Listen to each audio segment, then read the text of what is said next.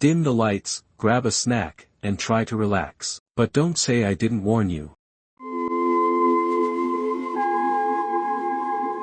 I found the place by accident. It wasn't even listed online, just a piece of paper taped to the community board in the corner of a half-dead gas station. Room for rent. Cash only. No questions. The phone number was scrawled in pen, nearly faded. I was desperate, out of money, out of options, and too tired to sleep in my car again. I called. A man answered with just an address and a time. No name.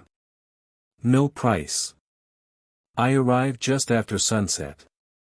The building was old, probably once a Victorian-style home, but time had warped it into something less dignified. The porch sagged. The paint peeled. But the door creaked open before I could knock. "You're the one for the upstairs room," said a thin man with sunken eyes. "Room's been waiting." That should have been my first warning. The second came when I stepped inside. The house smelled like dust and rain-soaked wood. The walls seemed to breathe. Floorboards shifted, not just from footsteps, but like they remembered every step that had ever walked on them. He led me up a tight, crooked staircase to a door at the end of a narrow hall. The wallpaper was green, faded, peeling in some spots like it was trying to escape. "The last tenant never checked out," the man said casually, as if talking about weather. "He went to bed one night. Never woke up." I hesitated. "You still want it?" he asked. I didn't say yes, but I didn't say no either. The room was cold. Unnaturally cold. The window wouldn't open, and the radiator groaned like it hadn't worked since the war. But I unpacked my bag, dropped onto the thin mattress, and closed my eyes. That was my third warning. I should have never closed my eyes. Because now, every night when the lights go out, I hear scratching behind the walls. And sometimes, I hear him whisper my name that I barely slept that night. Every time I drifted off, the scratching would start again, soft at first, like nails against drywall, then louder, faster. I sat up in bed, holding my breath, convinced it was rats. Or maybe pipes. Old houses always had noises. But this wasn't the kind of sound a rat makes. It was rhythmic. Intentional. Around 3 a.m., it stopped. The silence felt even heavier than the scratching. I finally closed my eyes, only to wake up freezing. My blanket had slipped to the floor, and the window, which I'd checked twice, was wide open. It was nailed shut the night before. I told the landlord the next morning. He stared at me too long, like he was trying to read something on my face. "You dreaming already?" he asked. "No," I said. "I heard something in the walls. Something's moving in there." He shrugged. "This house remembers things. Maybe it's just remembering him." "The last tenant?" I asked. He nodded once, then walked away without another word. The rest of the day, I tried to keep busy, walked to town, looked for work, came back late. The room felt colder when I returned. The green wallpaper looked darker, like it had soaked up the night. I tried not to look at the walls as I lay in bed. I turned my face to the ceiling. I plugged in headphones and let static hum through them. But nothing drowned it out. The scratching started again, this time directly behind the headboard. It sounded like fingernails clawing toward me from the inside. And then a whisper. Faint, but clear. "You shouldn't have come here." My whole body froze. I pressed against the wall, trying to make sense of it. Was there a vent? A hole? But the wall was solid. Dry. Cold. I didn't sleep at all that night. The next morning, something had changed. A single word was written on the mirror above the dresser, drawn in condensation from the inside. Stay. Didn't write that word. I hadn't even touched the mirror. But somehow, in perfect, wet strokes, the word stay clung to the glass, written from inside the mirror. Like something was trying to talk to me from the other side. I stared at it for a long time. When I wiped it off with my sleeve, I noticed something even strange. There was no moisture anywhere else in the room. No fog. No humidity. Nothing that would have made the mirror fog up in the first place. I needed answers. Downstairs, I tried again with the landlord. He was sitting at the kitchen table, drinking black coffee from a chipped mug, staring out the window like he was watching something I couldn't see. Did something happen here? I asked. He didn't look at me. You're asking too many questions. Was the last tenant found? Or did he just vanish? People leave all the time, he muttered, then took a sip. Sometimes they leave parts of themselves behind. What the hell does that mean? He stood slowly, towering over me, and for the first time I saw something in his eyes, fear. If the room's talking to you already, he whispered, you better listen real careful. Don't go ignoring it. Before I could press further, he walked away, disappearing behind a wooden door at the back of the kitchen I hadn't noticed before. That was the first time I realized there were other doors in the house. Back upstairs, I paced. The walls felt tighter somehow, like the room was closing in. I didn't want to be there, but the thought of sleeping in my car again made my skin crawl. I needed a distraction. So I explored the hallway. At the far end, past the last step of the crooked staircase, was a door with no knob. Just a brass keyhole and peeling paint. It looked older than the rest of the house, warped and swollen with time. I pressed my ear to it. At first, I heard nothing. Then, the faintest sound. Breathing. Slow. Heavy. Like someone standing just on the other side.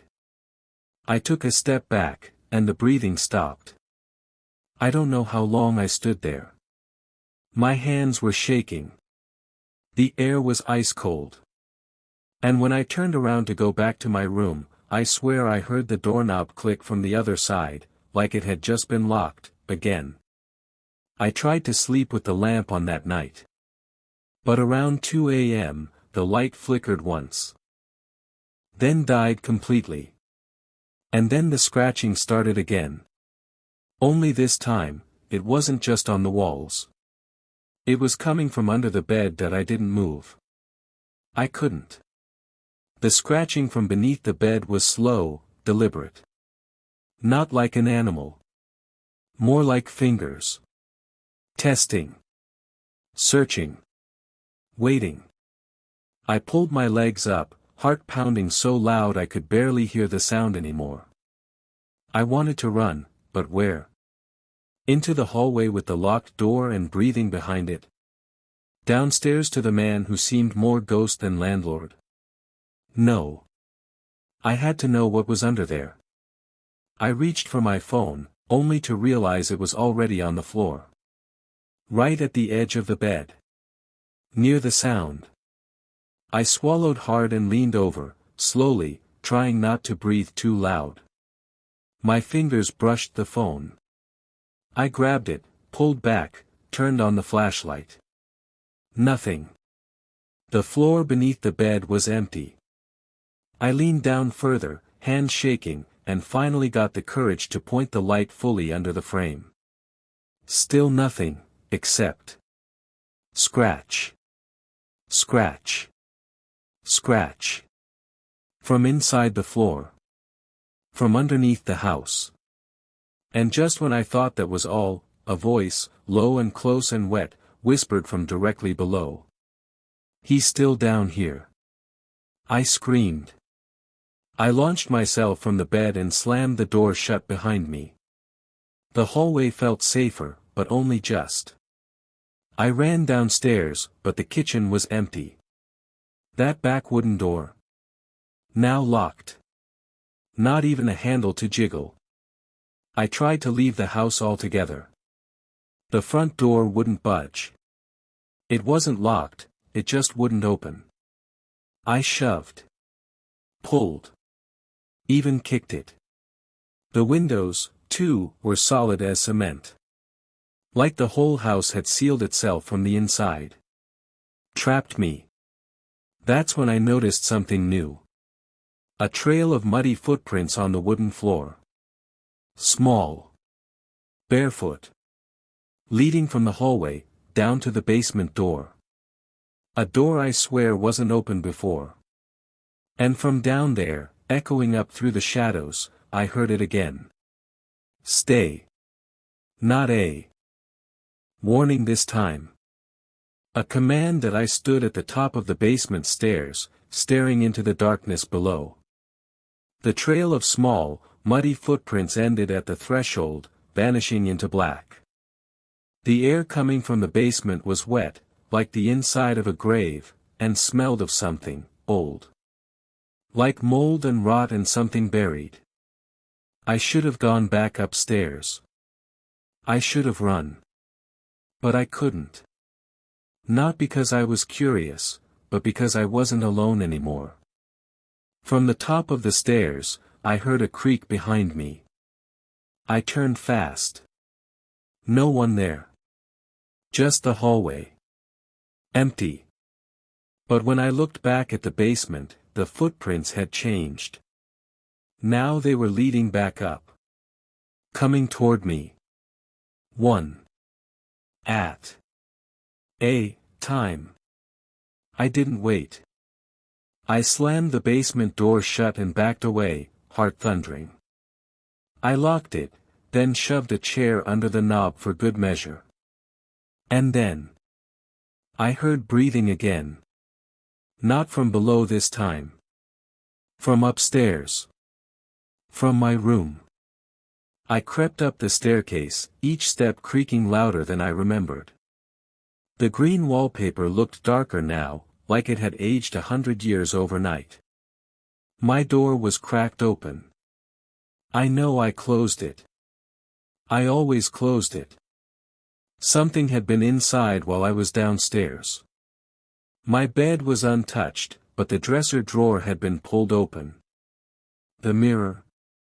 Smeared with long, wet streaks, as if something had dragged its fingers across the glass from the inside out. And carved into the wood of the dresser, deep and jagged, were 3 letters. H-E-L. Not help. Just H-E-L, as if something interrupted the writer. Or dragged them away before they could finish. I backed out of the room. I wanted to leave, I tried to leave, but every door I touched, every handle I twisted, the house resisted. It had me now. And worse. I could still hear movement in the walls. Faster now. Almost like pacing. Then tapping. Then knocking. 3 soft knocks, on the inside of the closet door. I turned my head slowly, every hair on my neck standing. The closet door opened on its own. Just a few inches. Just enough for me to see. 2 pale fingers curling around the edge from the dark inside. Then a voice whispered, "He's not asleep anymore." I stared at the fingers, long, bony, gray-white like old wax. They didn't move, didn't twitch, just rested there on the edge of the closet door, as if waiting for me to make the next move. My mind screamed run, but my legs wouldn't obey. The room had gone silent again, heavy with the kind of stillness that only comes before something terrible happens. The closet door creaked open another inch. Then the fingers disappeared. Not slowly, not like they were pulled away. They snapped back inside, too fast, too wrong, like they hadn't been reaching but testing. I backed into the hallway, my chest tight. The green wallpaper seemed to pulse. I felt watched. Not from one place, but from everywhere. That's when I saw the boy. At the far end of the hallway, near the locked door with no knob. He couldn't have been older than 10. Thin. Still. Wearing clothes decades out of date, wool shorts, suspenders, no shoes. His face was turned toward the wall, unmoving. Like he'd been standing there for hours. I opened my mouth to speak. But before a word left my lips, he turned his head only. Not his body. Just his head, all the way around. His eyes were sunken, black and wet like old oil. And his mouth didn't open when he spoke. His voice echoed straight into my skull. He was the first. Then his head twisted the rest of the way around, spine cracking loud like branches snapping underfoot. And he vanished. No scream. No sound. Just gone. I ran back downstairs. The landlord was standing in the entryway now, as if waiting for me. No expression on his face. "You saw him, didn't you?" he asked softly. "The boy, what the hell is happening here?" I shouted. "You shouldn't have gone in the room." "What room?" He looked up the stairs. "The green one. The one that remembers." "Who is?" "He." "Who's behind the walls?" The landlord didn't answer right away. He looked at the front door, then back at me. "This house was built on a mistake," he said. "A room that was never meant to be lived in. It doesn't let go of people. It buries them in its bones." Then he turned and walked toward the kitchen. I followed, only to find that the wooden door at the back was now open. A staircase led down into darkness I knew wasn't part of any blueprint. He looked over his shoulder. "If you want to live, don't follow the noise. Don't answer the knocking. And no matter what, don't go into the wall." I didn't understand what he meant, until that night, when I heard the hollow sound of drywall cracking behind my bed. And a slow, deliberate voice breathing from within. "He's waiting for you, inside." That night, I pushed the bed away from the wall. I had to see it for myself, had to know if what I was hearing was real, or if the house was driving me insane. Behind the headboard, the wallpaper was shredded. Not torn off like someone tried to redecorate, but ripped, deep claw marks in jagged streaks, the plaster beneath cracked and crumbling. Something had been trying to get out. Or maybe, trying to pull someone in. I ran my fingers over the deepest groove. Drywall dust clung to my skin. Then, a breath. Warm. Damp. Coming from inside the wall. I staggered back. That's when I noticed something else, a small hole in the center of the gash, just wide enough to fit a finger. I don't know what compelled me, but I leaned in, one eye to the hole, and something blinked. From the other side. A human eye. Bloodshot. Wide. Watching me. I stumbled back, heart racing, grabbing my things, ready to leave the room forever. I didn't care if the front door was sealed shut, I would find a way out. Smash a window. Burn the damn place down. But as I reached for the doorknob, the wall behind me whispered. "Don't leave. He'll be angry." I turned slowly. The hole in the wall was bleeding now. Thin streams of black-red liquid trickled down the cracked paint like tears. And beneath that, a voice. Not a whisper this time. A scream. From inside the wall. Loud. Twisted. A man's voice, begging. Let me out. Oh God, he's still in here. He's still in here with me. Then another voice, deeper. Colder. You said the words. Now you stay. I bolted out the room, down the stairs, past the kitchen, into the basement door that had somehow flung itself wide open. I didn't even think, I just ran, down the wooden steps into suffocating dark. But there was no floor. Just a drop. And then I fell. Into blackness. Into something soft that felt like flesh. And I wasn't alone. I felt fingers in the dark. Not grabbing, caressing. Exploring my face like a blind man. And I heard a raspy voice next to my ear. The last person who slept here never woke up. But he never left. I landed on something soft, but it wasn't a mattress. It moved. It was warm, slick, and breathing. I scrambled to my feet in the pitch dark, heart pounding, hands stretched out in front of me. My fingers brushed against what felt like skin, damp and pulsating, like the inside of a throat. Then a whisper behind me, so close I felt lips against my neck. Now you're part of the house. I screamed and turned with my phone, flicking on the flashlight. The beam trembled in my hand, and what it revealed turned my stomach inside out. The walls were made of people. Dozens of them. Maybe hundreds. Half buried, sunken into the living structure of the room. Eyes shut. Mouths sewn shut. Bodies twisted into the frame, bones exposed, fingers twitching. Some looked fresh.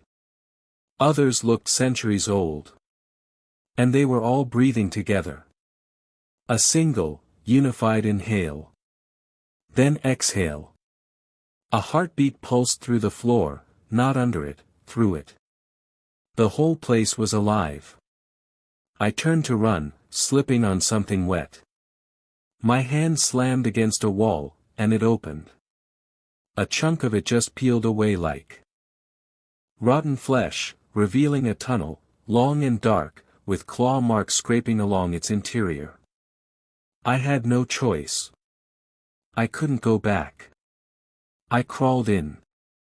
The tunnel twisted and dipped, narrowing so tight at one point I could barely move. The sound of the breathing followed me. Always behind. Never ahead. It was like something was chasing me through the lungs of the house. Eventually, the tunnel ended at a small hatch. I pushed through it, and landed in a place I recognized. My room. But it wasn't right. The wallpaper was gone. Stripped. The floorboards were warped, blackened like they'd been burned. And in the center of the room, a body. Curled fetal. Skin pale and stretched too tight over bones. Lips sewn shut with black thread. But what made my blood freeze was the clothes. It was me. Same hoodie. Same jeans. Same scar on the hand. The corpse was me. I stumbled back, hit the wall, and the lights flickered on. The dresser stood tall again. The mirror was whole. The bed was made. Like nothing had happened. Except for one thing. The version of me on the floor turned its head toward me. And opened its mouth, ripping the thread, to whisper. Now there's two of us. I didn't blink. I couldn't. The thing on the floor, the me on the floor, was still watching me, blood dripping from its lips where the black threads had torn away. Its mouth hung open. Wide. Unnaturally wide. Too wide. The jaw cracked and kept going until it hung like a broken drawer, and from the hollow of its throat came a sound that wasn't a voice at all. It was laughter. Mocking. Wet. Gurgling. And then it blinked. That was worse than anything. Because now I knew, this wasn't just a hallucination. It wasn't just some nightmare version of myself. It was alive. A second version of me, breathing. Watching. Waiting.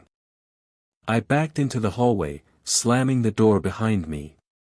But the green wallpaper was gone now. The entire hall was stripped bare, down to splintered wood and nail-pocked beams. The floorboards sagged with every step like they wanted to collapse. Then I heard it again. Knocking. Not from the wall this time. From the locked door at the end of the hallway. The one with no handle. 3 knocks. Then silence. Then 3 more. And then, a whisper. Let him in. He's already you. I ran down the stairs, not even bothering to avoid the creaking steps. The front door was still sealed shut, but now the windows were bricked over, from the inside. This house wasn't just keeping me in anymore. It was rewriting itself around me. I reached the kitchen. The landlord was there, standing in front of the open basement door, like he'd never moved at all. He didn't look at me. Where is it? I demanded. What is this house? Why is there another me upstairs? You crossed into the soft place, he said calmly. What the hell does that mean? There's a place under the skin of the house. Once you touch it, it remembers you. It grows pieces of you. Makes copies. Keeps them. He turned, slowly now. His face was hollow. And if you stay too long, it forgets which one is the real you. I felt sick. I could still hear the other me upstairs. Its footsteps, slow and heavy. Walking the room. Learning how I moved. It was studying me. Then, the landlord handed me a key. It was old. Rusted. Wet with something dark. The door without a knob, he whispered. Open it. That's where the first soul was buried. And what happens if I open it? He didn't answer.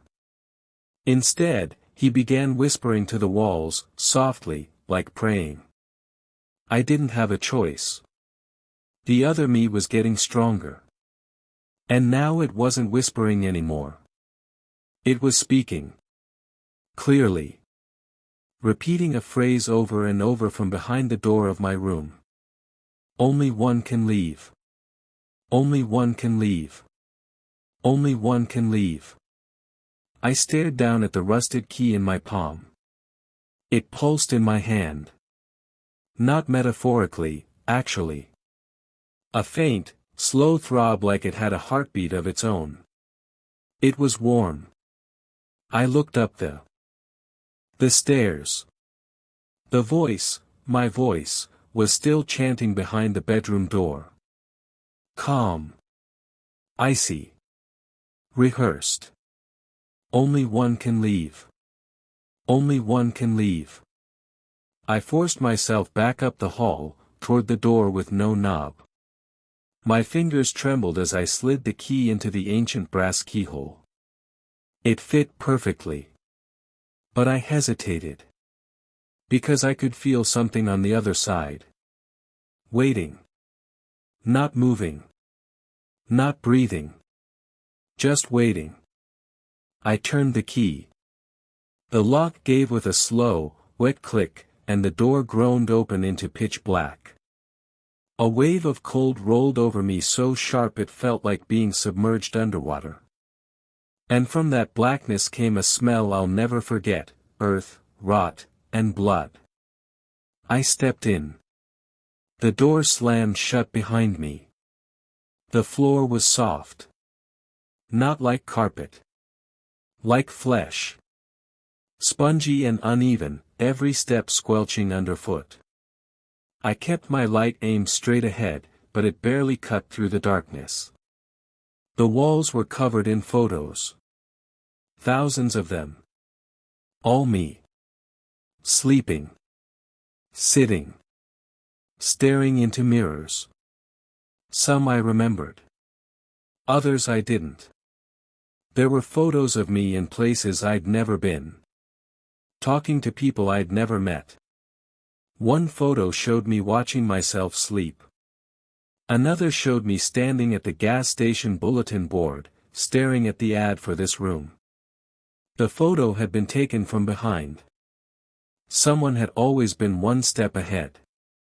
That's when I saw it. A figure standing at the far end of the room. Its back to me. Wearing my clothes. Head slightly tilted. Staring at the final wall. I approached slowly. It didn't move. Didn't flinch. I whispered, "Who are you?" It spoke without turning around, with my exact voice. The one the house chose. Then it turned. And its face. Its face was mine, but off. Like it had been sculpted from memory by something not human. Eyes too round. Mouth too wide. Skin tight and wet and trembling. "You're the mistake," it said. "I'm the memory that matters." And before I could move, it lunged that it slammed into me with a weight I didn't expect, solid, fast, cold. We tumbled backward into the soft, breathing floor. It smelled like rot and something worse, regret. It grabbed my throat with both hands and smiled. Its teeth were too perfect. Too even. Like they were made for pretending to be human. I punched it hard in the jaw. Its head snapped sideways, then slowly twisted back into place, vertebrae cracking like ice. "Only one can leave," it whispered again. "And I'm already more real than you." I scrambled out from under it, ran deeper into the chamber of photos. The walls seemed to move with me, shifting to keep me trapped in the center. Each photo began to fall, fluttering to the ground like dying birds. Thousands of me. Thousands of versions of me. And in every one, my eyes were missing. I turned. It was behind me again. No footsteps. No breathing. It grabbed my wrist. And suddenly, I remembered things that weren't mine. Lying still while the landlord sewed thread through my lips. Watching strangers die in the basement. Feeling the house open its walls and press me inside like I was meant to be buried there. This version of me had lived here longer than I had. It had watched from behind the walls, growing more whole every night I slept. "You left the door open," it hissed. I just walked in. It lunged again, and this time we crashed into the far wall, smashing through rotted wood. The room behind was different. It was the original bedroom, the one before the green wallpaper. The first room. And lying in the bed. The first body. Decayed, lips sewn shut, but still alive. Eyes wide open. Blinking. Staring. And carved into its chest, with jagged letters. He woke me up. The version of me screamed, not out of fear, but rage. It charged the bed. I knew this was it. One of us wouldn't leave. I grabbed the sewing needle from the nightstand, the same kind used to thread the lips, and drove it straight into its neck. It shrieked, twisted, clawed at the air, but its skin began to crack. Not bleed. Crack. Like porcelain shattering. Its face broke apart piece by piece, revealing nothing beneath. Just a black void filled with echoes of my voice. Then it collapsed into ash. Gone. The floor stopped breathing. The house fell silent. And behind me, the bedroom door creaked open. Beyond it, the hallway. The front door. Wide open. Morning light poured in like a flood. I was free. But before I crossed the threshold, I heard one last sound. A whisper from the walls. We only need one. But there will always be more. I stepped outside. For the first time in what felt like years, sunlight touched my face. The air was cold, but clean. The street was empty. No sign of the gas station, or the community board where I'd found the paper. Just a quiet road stretching out in both directions like the world had been reset. I didn't look back at the house. I couldn't. Because I was afraid it would be gone, or worse, still watching. I walked. Miles. Hours. I don't remember how long. Eventually, I found another town. People. Noise. Normal. I got a room at a cheap motel, one with yellowing curtains and a flickering neon vacancy sign. But even that felt like heaven compared to what I'd left behind. I stared at myself in the mirror for a long time that night. Still me. Still here. But something felt off. Not wrong exactly. Just different. My skin itched in places it never had before. My eyes looked the same, but when I blinked, there was a delay. A pause, like my reflection was trying to remember the motion. I laughed it off. Trauma. Exhaustion. Hallucinations, maybe. I lay down to sleep. That's when I saw it. In the corner of the room, half hidden in shadow. A hole. Small. Black. Perfectly round. In the wall, just above the headboard. And from it, I heard breathing. Slow. Familiar. I bolted upright and turned on every light in the room. Nothing. The hole was gone. I convinced myself it was a leftover fear. A phantom. Trick of the house still living in my mind. But the next morning, I noticed something in the motel mirror. A photo. Taped to the upper corner of the glass. It was me. Sleeping. Not last night. That night. In the green room. Before the thing in the wall spoke my name. Written on the back, in shaky black ink. Which one are you now? I dropped the photo. It fluttered to the floor, landing face up, me, sleeping in that cursed green-walled room, mouth slightly open, the outline of a shadow near the edge of the bed. Someone had taken that picture while I slept. Someone who was still watching. My hands shook as I picked it up again. The ink on the back was still wet. Which one are you now? I stumbled backward, eyes locked on the mirror. My reflection stared back at me, blankly. Not scared. Not shocked. Just neutral. Then, it blinked. Out of sync with me. Half a second too late. I raised my left hand. The reflection raised its right. I didn't move. But it smiled. No sound. No movement. Just a slow curl of the lips in the mirror that I didn't make. I smashed it. Glass shattered, spilling across the sink like ice, and my reflection broke into 1,000 warped fragments, each one of them still moving, twisting, twitching, mouths grinning wide. The motel manager knocked minutes later, asking if everything was okay. I told him I was checking out. Fast. He didn't argue. Just looked at me for a long second before muttering, "You smell like mold." I left town that same hour, driving until I ran out of gas. Another town. Another cheap room. But it didn't matter. Everywhere I went, there were signs. A photo slipped under my door at midnight, showing me brushing my teeth. A voice whispering in the vent above the shower, humming the tune I used to hum as a kid. A mirror in a gas station bathroom that didn't show me, just a blank green wall.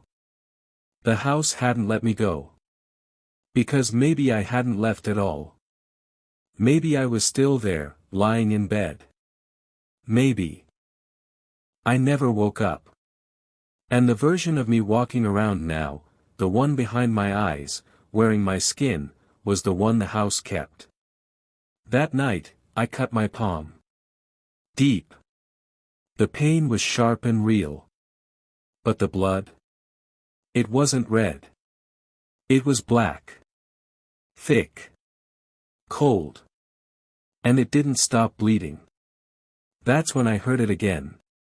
From the crack in the motel wall near the bed. Only one can leave. I didn't sleep. How could I? I wrapped my palm in a towel and stared at the wall until the sun came up, but it never really felt like morning. The sky outside stayed that sick shade of gray-blue, like the world itself was holding its breath. The voices had stopped by dawn, but the feeling hadn't. That awful crawling under my skin, like something was trying to pull me back into myself. Or maybe out. I made a decision I never thought I'd make. I went back. I needed to see it again. The house. The room. The me that may still be sleeping, stitched into the walls like the others. It took hours of driving, and even longer walking down roads that no longer seemed to exist on GPS. The world around me felt thinner, like it had been stretched and torn since I left. But by nightfall, I found it. The house. Exactly where it was before. Only now, it was different. It had grown. The front porch sagged heavier, but the house was taller, like it had added a floor since I left.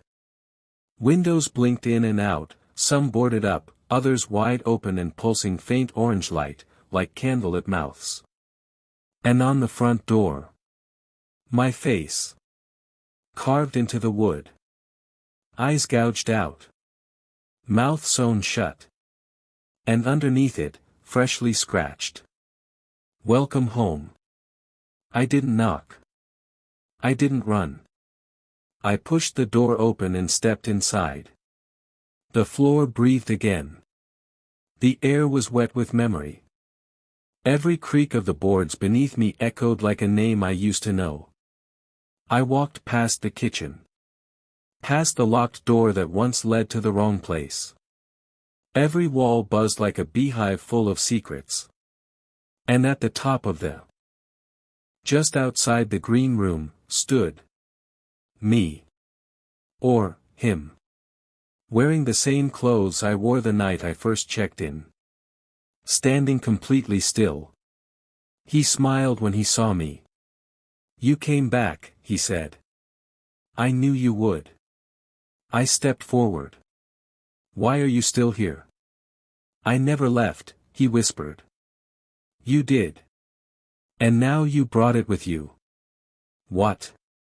He raised a hand, and behind him, the green room opened on its own. Inside, the bed was still made. The walls still peeled.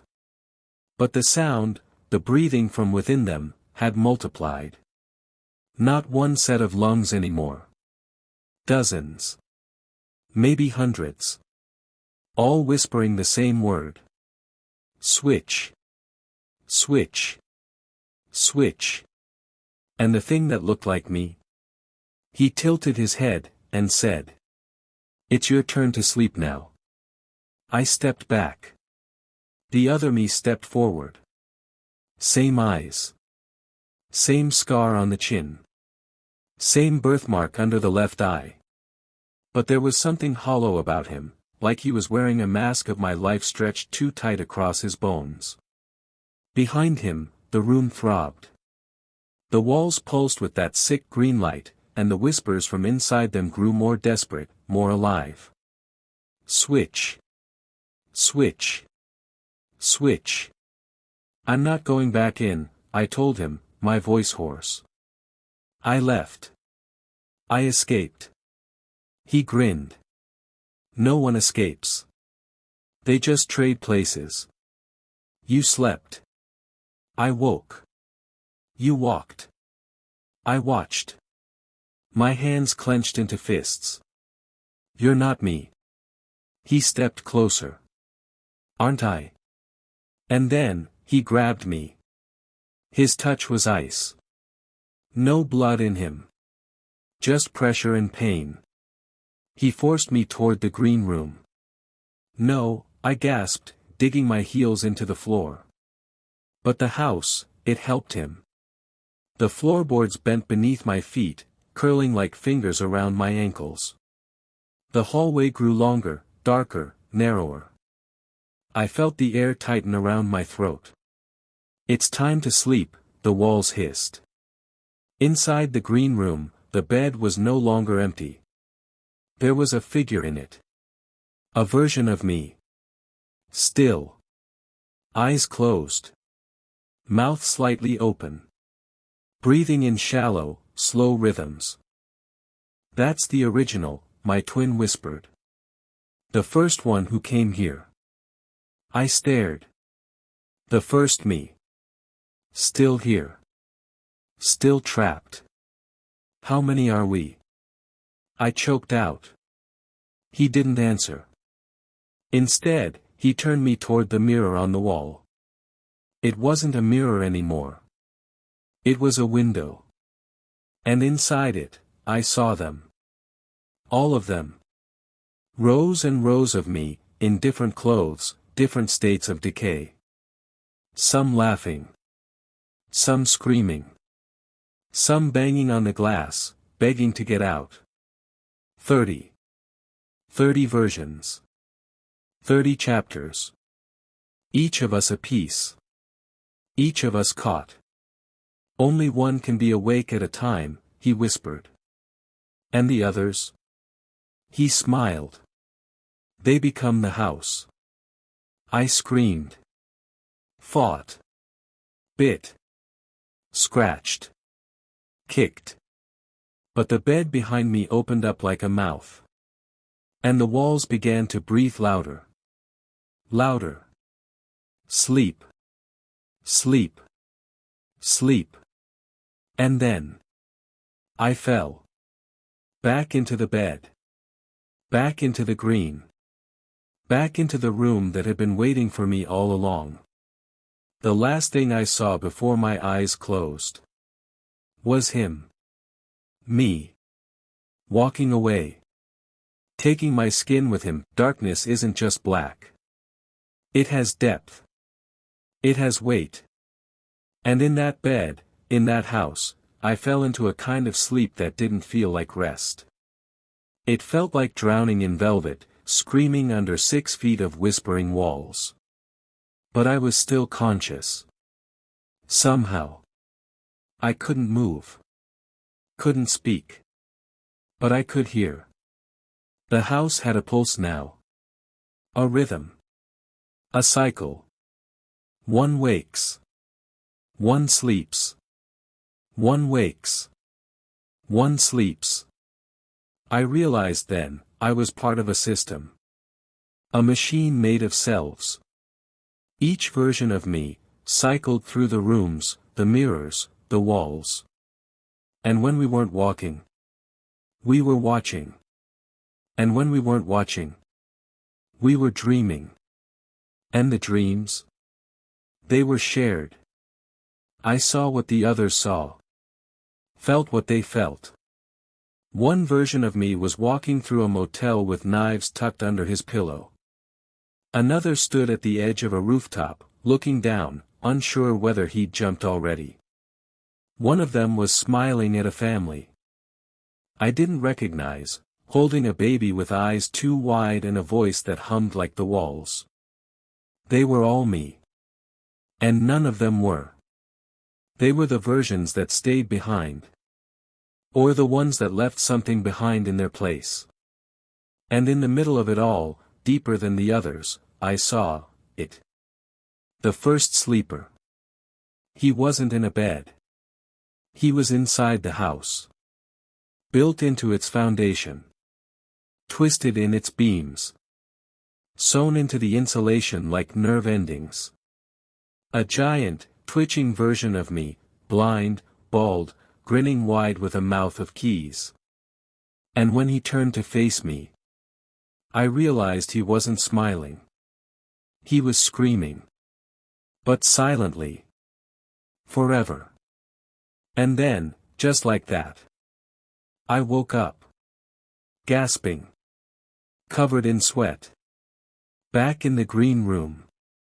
Alone. No voices. No breathing walls. Just silence.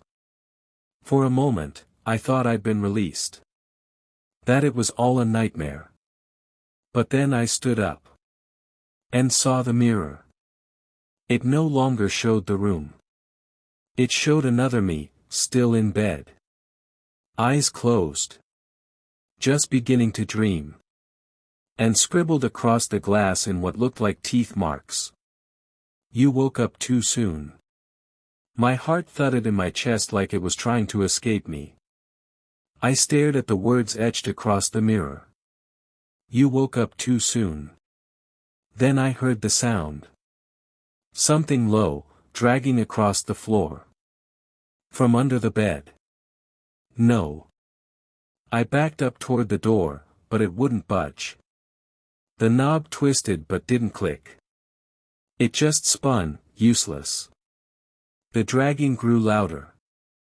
Then. A hand. Gray. Paper thin. It reached out from beneath the bed, fingers too long, knuckles swollen like knots in wood.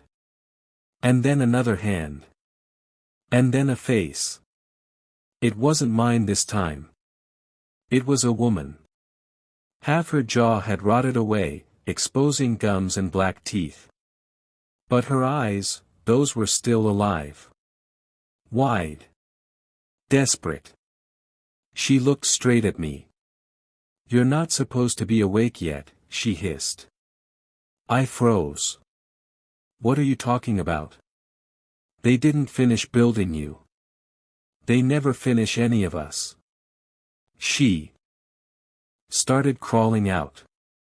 Bones cracked with each movement. She wasn't really crawling, more like sliding.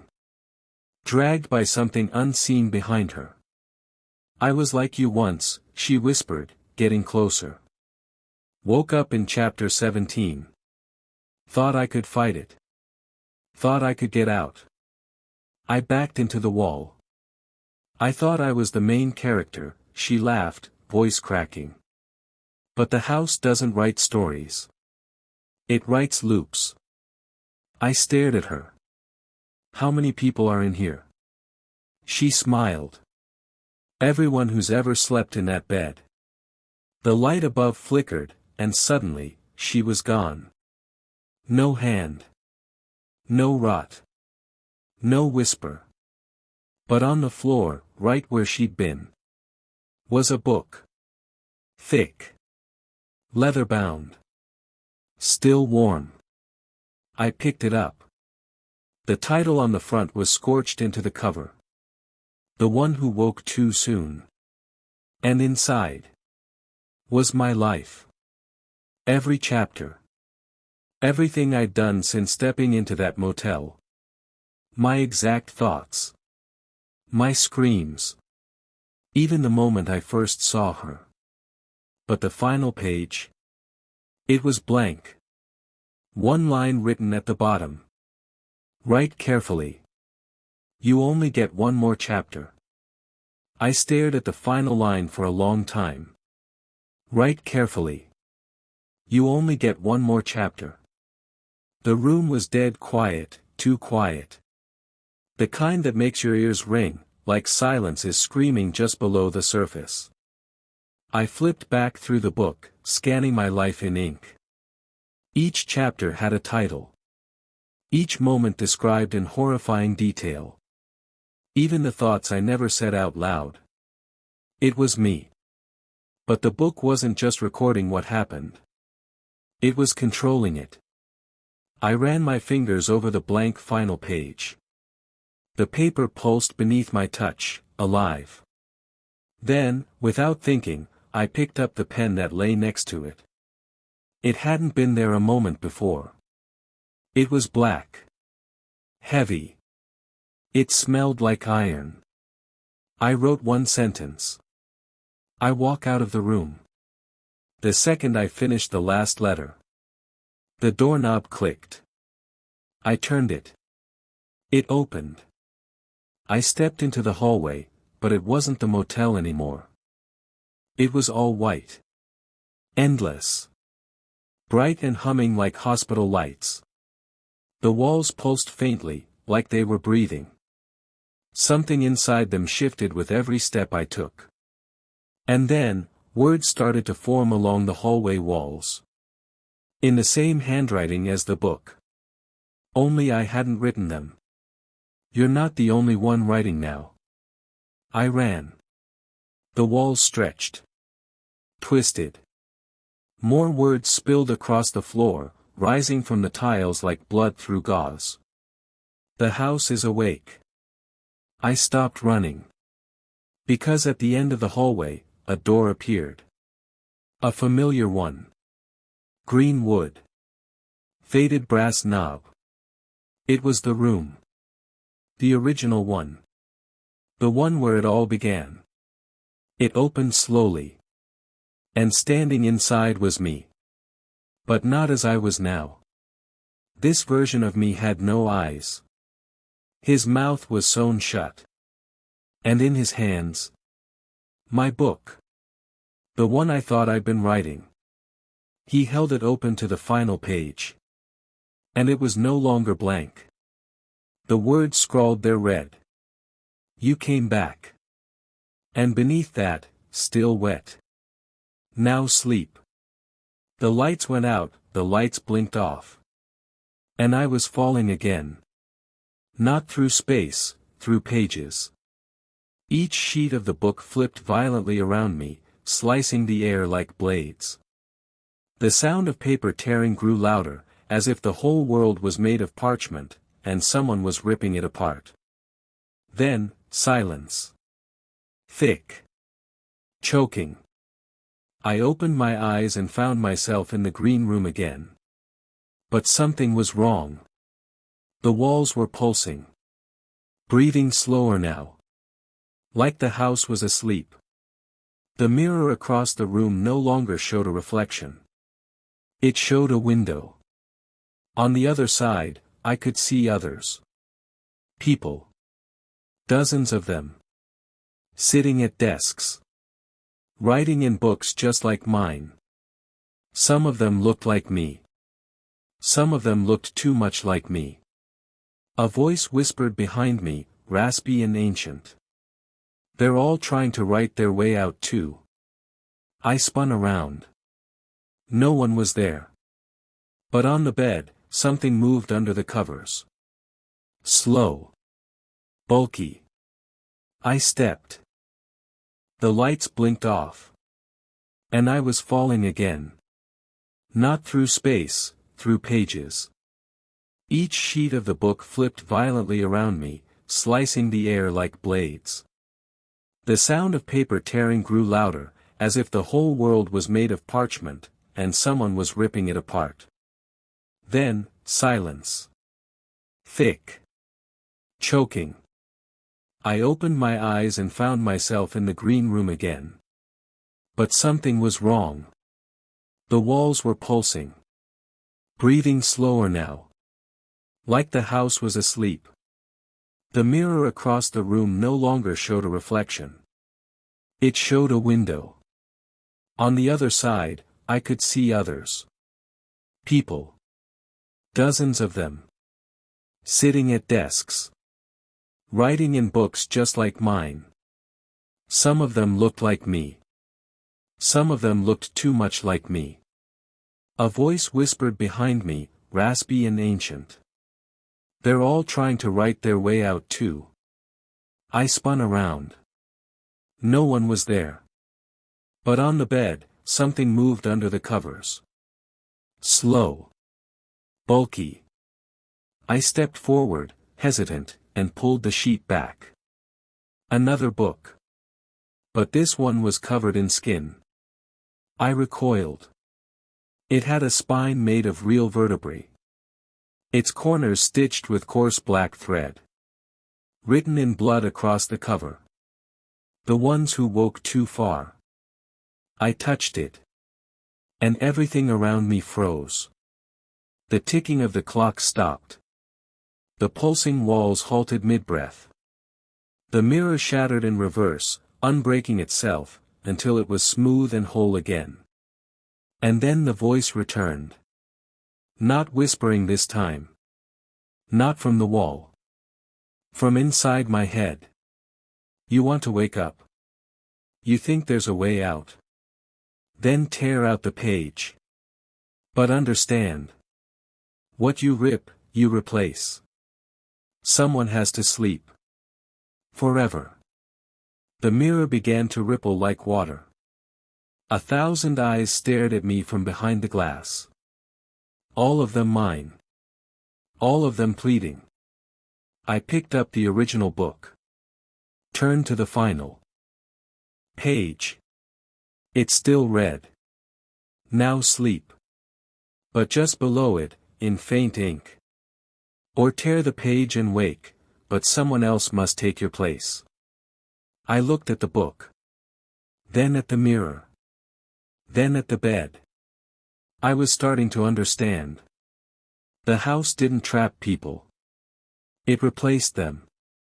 And now it was offering me a deal. Wake up. But give it someone else. My fingers trembled over the edge of the page. It was soft, too soft. Not like paper. More like skin. The ink pulsed slightly beneath the surface, like veins carrying dark thoughts instead of blood. Tear it. The voice whispered again. And you'll wake. But don't forget. The page doesn't disappear. It trades. I stared at the mirror. So many faces now. Some looked exactly like me. Others looked how I could have become if I'd made different choices. All of them were trapped. But none of them were asleep. They were watching. Begging. Judging. I tore the page. The sound wasn't paper, it was like peeling wet bark from a dying tree. The walls screamed. Not loudly. Not in pain. But in release. A wind blew through the room, though there were no windows. The lights surged, dimmed, then pulsed red, like an artery had burst in the ceiling. Then. Knocking. Someone at the door. 3 knocks. I held my breath. The door opened slowly. And standing there. Was her. Not the woman from under the bed. Not the one from the mirror. My mother. Or, the idea of her. She looked just like she had the night she died. Wet hair. Hospital gown. Hollow eyes. She opened her mouth. Spoke with my voice. You chose to leave. Then behind her. Someone else stepped into the doorway. A boy. Small. Thin. Barefoot. Wearing the motel staff uniform. The same one I saw folded neatly in the closet when I first arrived. He looked up at me. And he smiled. His eyes were completely white. You left the door open for me, he whispered. Suddenly, the book in my hands shrank. The cover twisted. The ink drained from the page. And across it, new words bled in. Chapter 1, The Boy Who Replaced Him. I dropped the book. It burned the floor where it landed. I turned back to the bed, and saw that it was made perfectly. Fresh sheets. One pillow. Waiting. The boy crawled into it. Pulled the covers up. Smiled again. And slept. The walls exhaled. The mirror cleared. And on its surface, I saw the hallway outside the motel. Real. Morning. Sunlight. Birds. The outside. I took a step forward.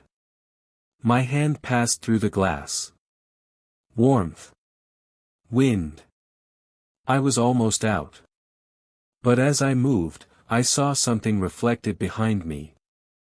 The green room. The bed. The boy. And the mirror. It was still recording. Because now he was the one dreaming. And someone else, someday, would read his story. I stepped through the mirror. Into daylight. Real, golden, blinding daylight. Grass crunched underfoot. Wind whispered through trees. Somewhere nearby, a bird chirped. I was outside. I could breathe. For the first time in what felt like weeks, maybe longer, I felt air in my lungs that didn't taste like mildew and regret. I looked behind me. The motel was still there, room 6, with the flickering green door. Except. It wasn't the same. It was cleaner. New paint. No broken neon lights. No mold, no rot. Like none of it had ever happened. I took a step back. The door to room 6 was closed. Locked.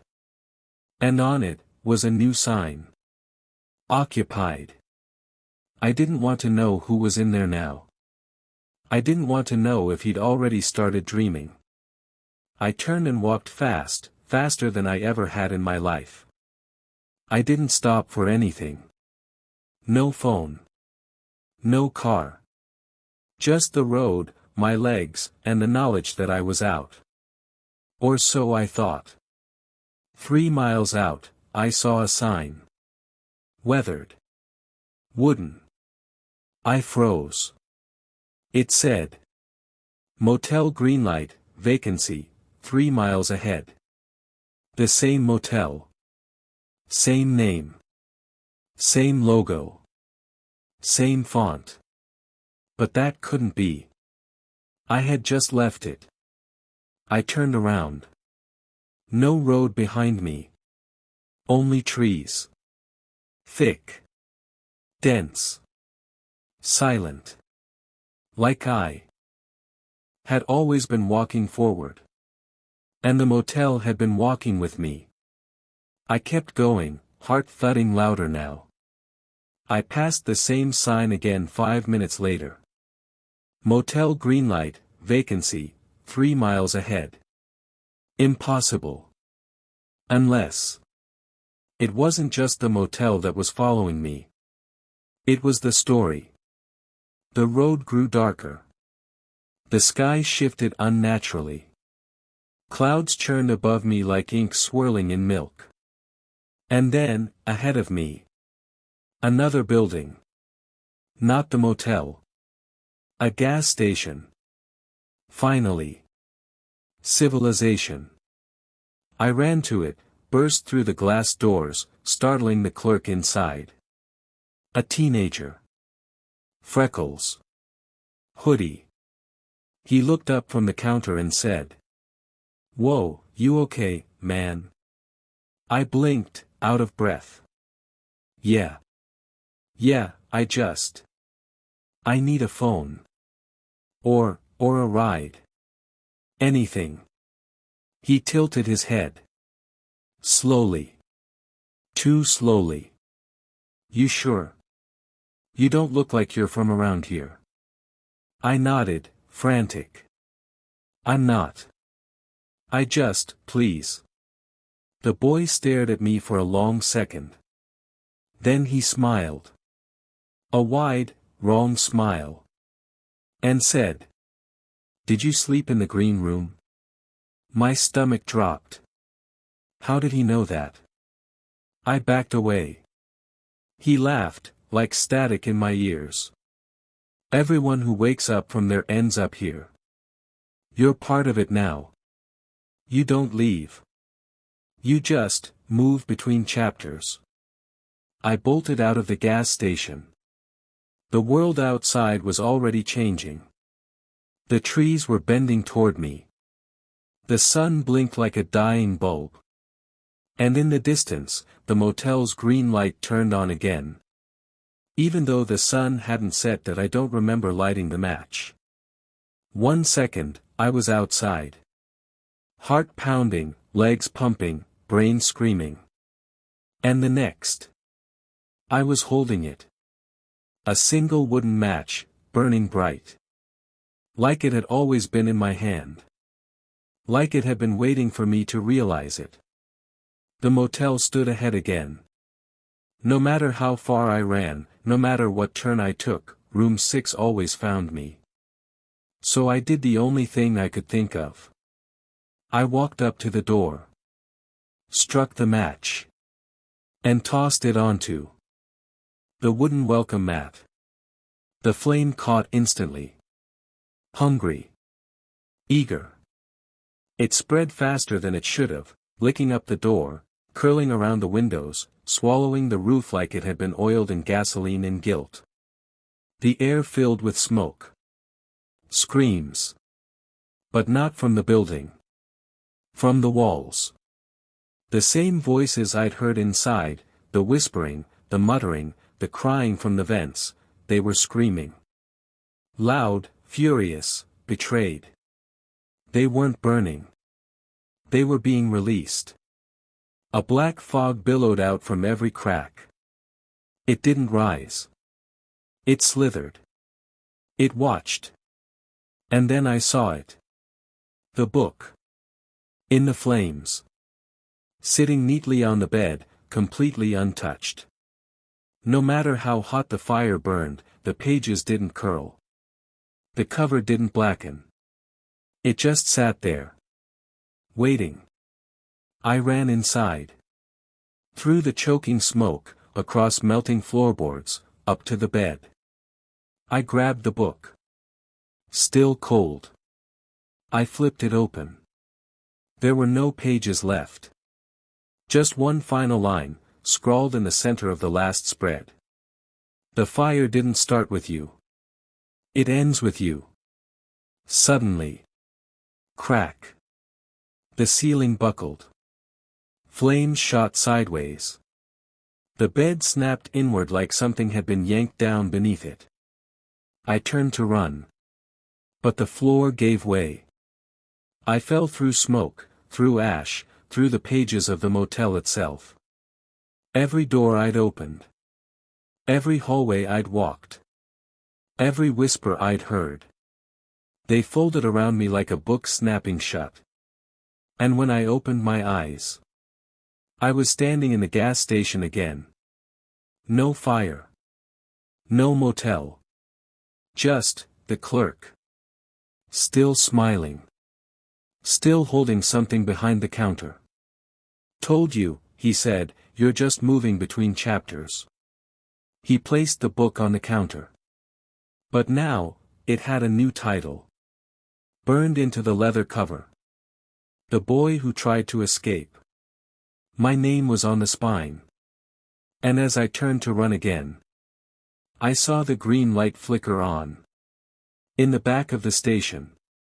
Another door. Another room.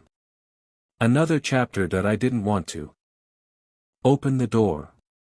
But the green light behind the gas station counter pulsed like a heartbeat. Slow. Heavy. Summoning. The clerk just watched. No longer smiling. His eyes were empty, as if someone had erased the soul from them. I stepped forward. The door was old, wooden, chipped, with a cracked brass knob. It shouldn't have been in a gas station. But then again, nothing around me had made sense since I checked into room 6. I gripped the handle. Cold. It felt alive. And when I opened it, the smell hit me first. Dust. Rot. Something like burned paper and wet fabric. The room was long and narrow, lit by a single flickering bulb swinging overhead. And the walls. Covered in photographs. Thousands of them. Black and white. Sepia. Faded Polaroids. Each photo nailed directly into the drywall. No frames. No names. Just faces. Some looked terrified. Some looked asleep. Some had eyes that followed you wherever you moved.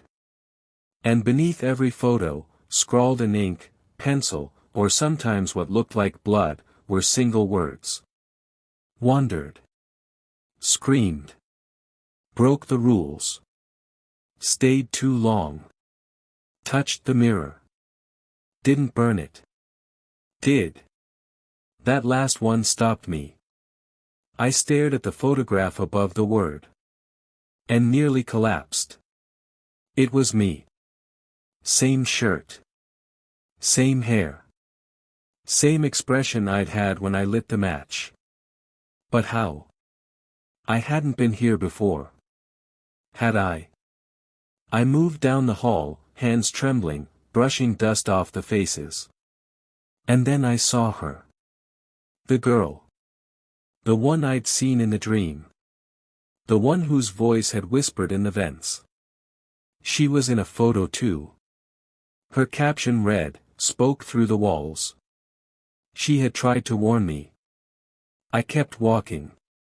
Every step was like dragging myself deeper into a grave. Then I reached the end of the hallway. No more photos. Just one last thing. A mirror. Taller than the others. Covered in grime. But someone had written something across the glass. 4 words. You're already in it.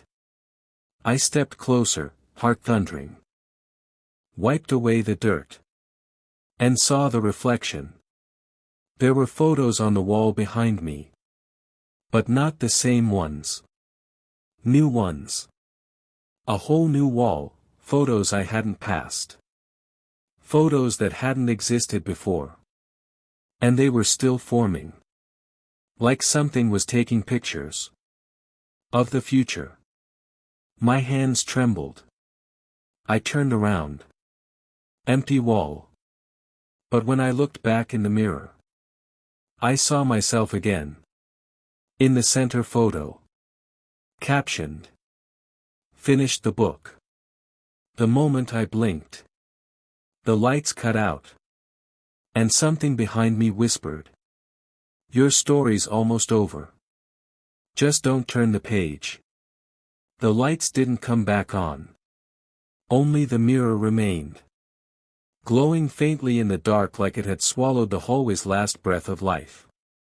I stepped forward. Slow. One trembling foot at a time. The mirror's surface shimmered like water now, not glass. And when I looked in, it didn't show me. It showed me, but not here. In the reflection, I stood in room 6. Alive. Still unpacking my bag. Still unaware of the rules. Still blissfully ignorant of what slept in the walls. Then the image flickered. Now I was older. Gaunt. Trapped. Still in the motel. Writing the rules myself. As if I'd been there, for years. I tried to look away. The mirror wouldn't let me. Another flicker. Now I saw myself buried under the floorboards. Scratching. Begging. The walls around me pulsed with breath, the motel had eaten me. Another blink. I saw myself in the gas station. Dead behind the counter. Eyes open. Smiling that same hollow smile the clerk had worn. The caption scrawled across the bottom of the mirror said, "Not all endings are yours to choose." I reached out, against every instinct. My fingers pressed against the glass. Cold. Then. Wet. My hands sunk through. Like the mirror had turned to liquid. I could feel it dragging me. Sucking me in. And then. I was on the other side. It looked the same. The hallway. The photos. The walls. But the mirror behind me was gone. No way back. The air was heavier here. The silence louder. Like this place had weight, like memory. I turned a corner. And saw something I hadn't seen before. A door. Metal. Rusted. Bolted with chains. Etched into the surface was a phrase. Final chapter, only the dead may enter. But someone had crossed out, dead. Underneath, scribbled in black marker. Or those who've read every word. I had no choice. This story wasn't done. And something was still writing it. From the inside. I reached for the chains. And as they began to rattle loose, I heard it again. Scratching. From behind the door. Not like a person. Like thousands of fingers, desperate to get out. The chains dropped like dead snakes at my feet. I hesitated only a second, then opened the door. It groaned. Not like wood or metal, but like something alive. A breath. A groan. A warning. Inside. Was a library. But not any library I'd ever seen. It stretched into impossible darkness, bookshelves twisted upward like skeletal arms, vanishing into a ceiling I couldn't see. The floor beneath me was wood, but it beat with a low thud-thud-thud, like I was standing on a giant heart. And the books. They weren't just books. They pulsed. Whispered. Some screamed silently from within locked glass cases. I moved slowly, and that's when I noticed something that stopped me cold. Every book's spine had a name. A person's name. Thousands of them. Some I didn't recognize. Some I did. Room 6. The gas station clerk. The crying girl. Even the old man from the vending machine who never spoke. They all had books here. Then I saw mine. It sat on a small, crooked table in the center of the room. No dust. No lock. Waiting. The cover was black, cracked leather. No title. Just a single silver word etched into the surface. Yours. I stepped closer. My hands were trembling. I didn't want to open it. But I already had, somewhere, sometime. Because the pages were filled in. Thousands of them. The entire story. Everything I had lived. Every dream. Every scream. Every rule. And on the last page. Written in what looked like my own handwriting. You're not the one reading this. You're the one being read. I dropped the book. The shelves around me began to shift, groaning, twisting, turning to face me. Yes, turning. Like they were watching. And then, from deep inside the library. Footsteps. Heavy. Measured. Getting closer. A shape emerged between the aisles. Tall. Thin. Wearing a long, tattered coat that dragged across the ground. Its face was made of torn paper. Pages layered like skin. Eyes stitched shut with ink. It held a quill. Dripping. It opened its own hand. Fused to the bone. Dripping ink from the veins. I grabbed the book. And it grabbed me back. The page turned itself. Words began appearing on their own. He ran, knowing every hallway would bend back toward the truth. That he wasn't the first to write his ending. He was the last. And that meant, he had to finish what the others couldn't. I screamed. I wrote over the sentence, but it bled through. Whatever I tried to write, the book overruled it. It didn't want my ending. It wanted its own. The floor below opened like a book spine cracking. I fell. Through chapters. Scenes. Realities. The girl who warned me. The man in the walls. The crying through the vents. They were all unfinished characters. Trapped like me. Begging for closure.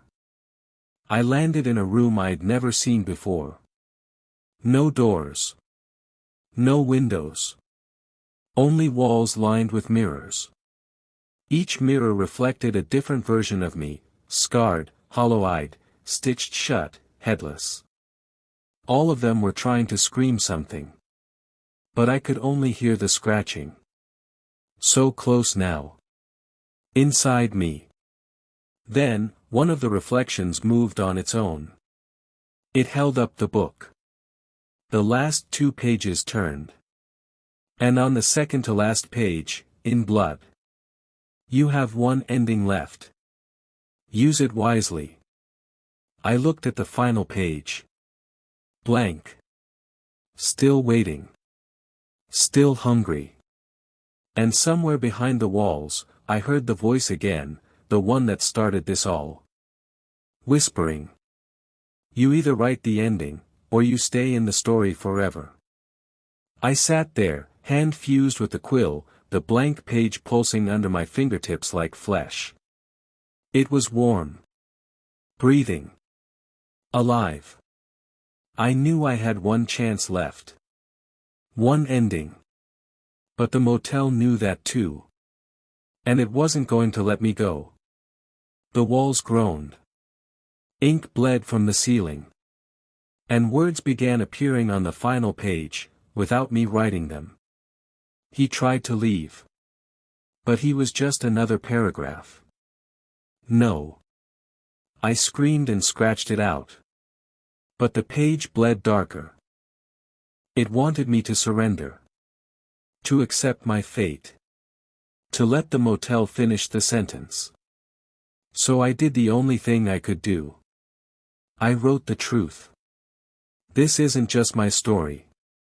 It's yours too. You, the one reading. Watching. Listening. The motel feeds on attention. On eyes.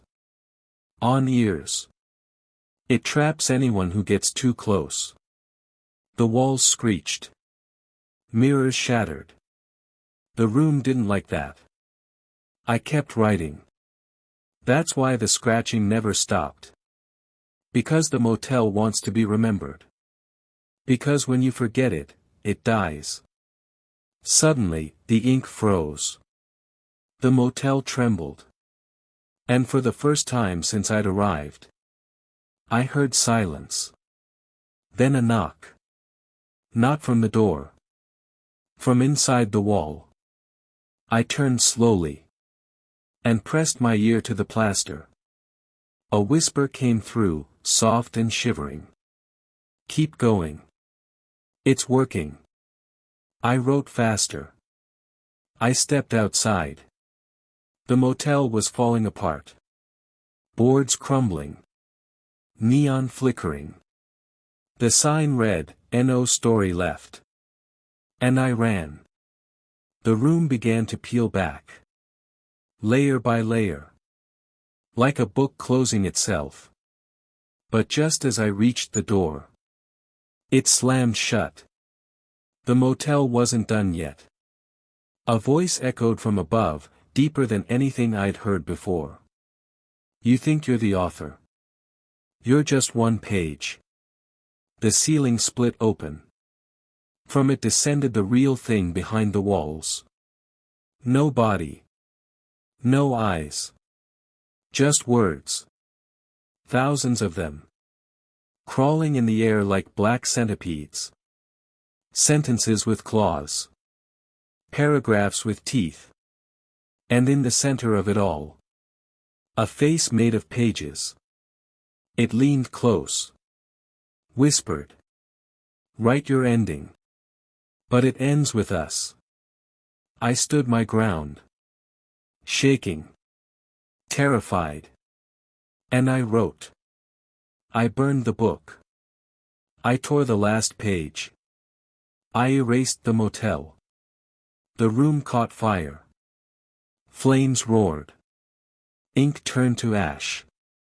The creature howled, melting into broken letters. And for the first time, I saw the door again. The real door.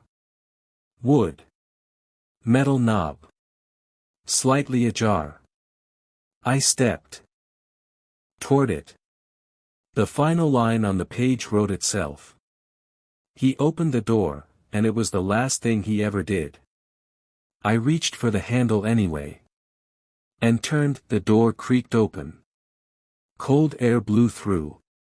Not wind. Not breath. Memory. I stepped outside. But I didn't step into the world. No motel parking lot. No sky. No street. Just a hallway. Endless. Lined with doors, each labeled with someone else's ending. Avery, drowned in her dream. Malik, swallowed by the silence. Theo, bled into the wallpaper. And the last door at the end. You. I walked. Every step echoed with past screams. The walls whispered my name in 100 different voices. Each one was me. My throat. My mind. My regret. The moment I touched the door marked you, everything stopped. No more sound. Just one final note stuck in the motel's throat, like it didn't know how to finish me. And I realized. This place doesn't have power unless I believe in its version of the story. So I pushed back. Hard. I spoke a new ending. Not written. Not forced. Just, spoken. I left the motel. I went home. I forgot the noise in the walls. I slept. The walls shook. Everything cracked. The air shattered like glass. Suddenly. I was back. Back in room 6. The real one. It was morning. Sunlight poured through the curtains. The bed was warm. No blood. No ink. No book. No breathing behind the walls. Just silence. Real silence. I sat up slowly, testing every sense. Alive. Whole. Untouched. On the nightstand was one thing left behind. A single torn page. Blank. Except for 5 words. Don't ever read this again. I packed my things. Didn't shower. Didn't breathe too deep. And as I left the motel for the last time, I didn't look back. Not once. Because in my peripheral vision, I saw the sign flicker one last time. Where it once said, vacancy. It now said, we'll keep a room for you. I made it home by sunrise. Or at least, that's what I thought. Everything looked the same. My street. My house. My room. But silence has a tone. And this one didn't feel right. It wasn't relief. It was waiting. I threw my bag in the corner. Locked every door. Turned on every light. Then I sat down, pulled out my phone, and tried to record a voice note. I needed to document it, everything. But the app froze. The second I hit record. The speaker played back something I never said. You should have never left. I dropped the phone. My ears rang. Then, from behind the wall by my bed. Tap. Tap. Tap. I stared. It was faint. Barely there. But I recognized the rhythm. The same tapping from the motel. The one I thought I'd left behind. I pressed my ear to the wall. Nothing. Then. A whisper, closer than breath. There was never a motel. I stumbled back. Heart racing. The air grew heavy. Like the whole house was breathing with me. I reached for the torn page I brought back. The one that said, "Don't ever read this again." I flipped it over. New words had appeared. Written in ink I didn't own. You made us real. Suddenly, the lights dimmed. TV turned on by itself. Static. Then a figure formed in the screen. A man. But no face. Just a wall of text where his head should be. Each word crawling. Moving. Shifting into shapes. He lifted a hand.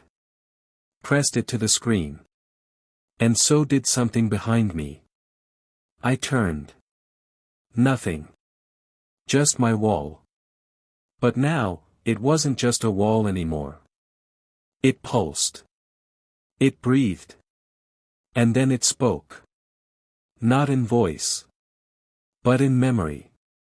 You brought the story home. You wrote us into your world. And now you live in ours. I tried to run. Door locked. Windows sealed. And the house began to fold. Room by room. Just like the motel. I'm not writing this to be saved. That won't help me. I'm writing it because the walls won't stop unless you believe it too. If you read this far, you've already let it in. So ask yourself. When was the last time you heard something behind your wall? If the tapping starts tonight, don't answer. Don't knock back. And for the love of God, don't read the page. The end. Or whatever it decides next.